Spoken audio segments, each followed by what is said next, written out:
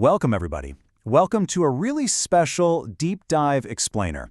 Today, we're not just scratching the surface of a story you think you know. No, we are plunging right into its mystical heart, and we're using the ancient Zohar as our guide.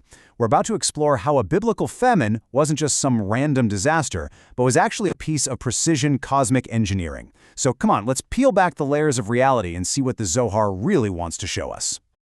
Okay, I want you to just paint a picture in your mind. Imagine this scene in perfect 4K clarity. The sun is just beating down on this huge parched landscape. The earth itself is like a mosaic of sun-baked cracks, and the only sound you can hear is the hot, dry wind whispering across the ground. And walking right through this desolation is Isaac. But the Zohar is begging us to see more than just a man here. We're watching a vessel just filled with this immense inner light, and he's navigating a world where the flow of divine blessing has been deliberately, constricted. This isn't just scarcity, you see. This is a stage, and a divine test is just about to unfold. So, the way we've structured this explainer is like a journey through the 4 levels of mystical interpretation, what's known as Pardes. Think of this agenda as our map. We're going to start with the literal story and then go deeper and deeper, layer by layer, all the way down to the secret architecture of reality itself. All right, let's begin with the first 2 levels you see here. Peshat, which is the simple, literal story, and Remez, which are the hints and clues hidden inside of it. Now, right away, the Zohar basically flags the first few words of the verse, besides the first famine. You know, that's not just some throwaway detail. That is a Remez, a massive clue. It's telling us this event isn't random. It's a deliberate echo, a pattern that rhymes with a previous test, and it hints at a fundamental law of how the universe actually works. This slide really lays out the blueprint. On the left, you've got Abraham's test. On the right, you have Isaac's. I mean, the parallels are just undeniable, right? Famine, a forced journey, the whole she's my sister thing. But here's the key from the Zohar. This isn't just a repeat. It's an escalation. It's a refinement. It's almost like divine tests are part of this multi-generational curriculum, designed to perfect a very specific spiritual quality over generations. So now, let's go even deeper. We're shifting gears from the story to the system. We're moving from what happened to why it happened. We are now entering the drash, the deeper lesson, on our way down to the sod, the ultimate secret. And to really get our heads around this, we're going to use a powerful modern analogy that just unlocks this whole profound mystical idea. And this right here brings us to the ultimate question. It's the one that sits at the very heart of so much of our spiritual searching. You know, if the universe is the product of a perfect, benevolent creator, then why does it seem so flawed? Why is there pain? Why is there lack? Well, the Zohar's answer is pretty radical, and it completely reframes the entire problem. So get this, the Zohar says that suffering isn't a bug in creation, it's a crucial feature. Think about the divine architect running a massive, unimaginably complex piece of software. That's our reality.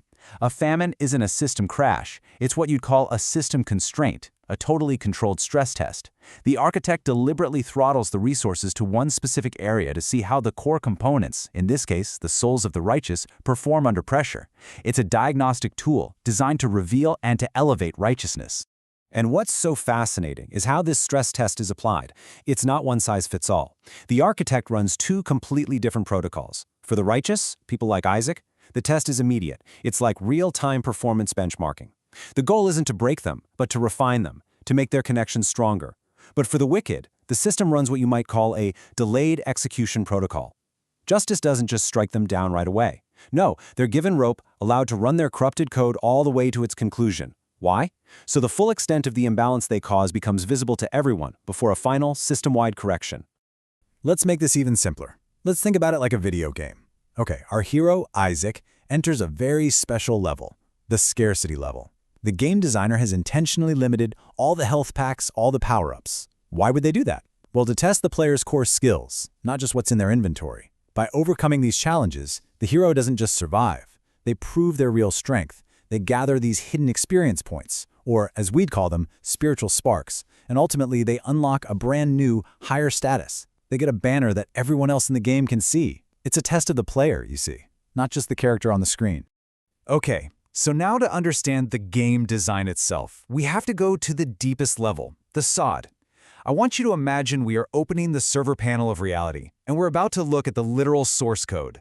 We're about to see the precise cosmic mechanics, the fundamental forces known as the Sephirot that actually engineer a test like this famine.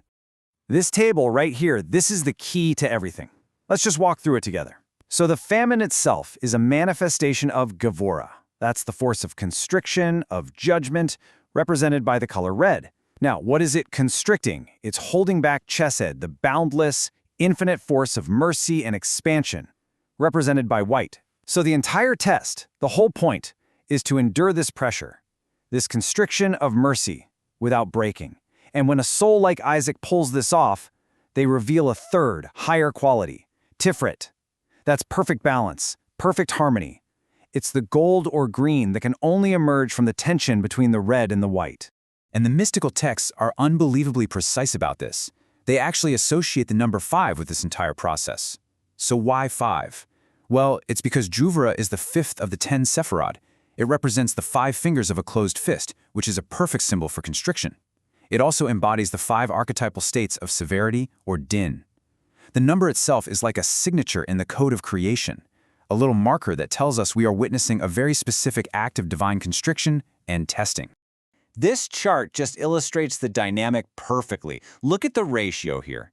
The default state of reality is this overwhelming flow of Chesed, of white light, of mercy.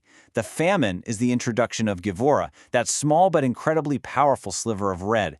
And the purpose of the red isn't to destroy the white, it's to challenge it, to filter it. It's kind of like a blacksmith plunging a piece of red-hot metal into cold water. That shock doesn't destroy the metal, it tempers it, it makes it stronger. And out of that very tension, a new, higher harmony, Tiferet, is born. So this brings us to the ultimate purpose of this whole cosmic process. I mean, if the test isn't a bug, and it's definitely not a punishment, then what is the goal?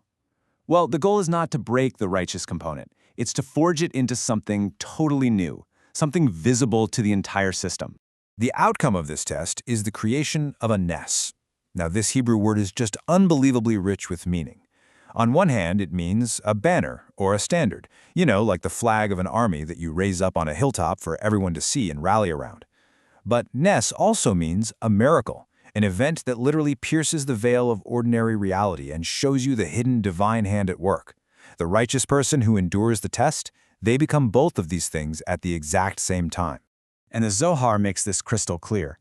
It quotes the verse, "The Holy One, blessed be He, tests the righteous one," and then explains that when God tested Abraham, the entire purpose was to raise his banner, his nes, in the world. The trial is the platform, the suffering is the forge, and the outcome is this public demonstration of perfected faith, a living testimony to the hidden order of the cosmos. So let's just recap this profound transformation. Through this divine stress test, the soul is not broken, it's purified. Its very essence is refined, like gold in a crucible. It proves it can handle a higher bandwidth of divine energy. Their private struggle becomes this public, visible banner, a nes, that inspires everybody else. And most profoundly, their endurance reveals the deep, hidden justice of a cosmos that, can often look chaotic and completely random. Wow, we've journeyed from a simple story of a famine all the way down into the operating system of reality. But look, this isn't just ancient theory. The Zohar's framework is intensely practical. So let's bring this ancient secret home and see why it matters so much in our own lives, right here, right now. So the final takeaway from this entire deep dive explainer really comes down to this one question for you to think about. What if you just reframe the way you see every single challenge? What if the financial pressures, the health issues, the difficult relationships, all the famines that you face, what if they're not random bugs in your personal code? What if they are deliberate, divinely engineered features, stress tests designed specifically for you to forge you into a banner, a miracle, a testament to the resilience of the human soul? Thank you for joining us for this complete journey through the Pardes. We hope these ancient truths help you and your family improve your own dimensions this week. If you enjoyed this full chapter deep dive, please like, subscribe, and share which part of the journey touched your soul in the comments. We'll see you in the next chapter.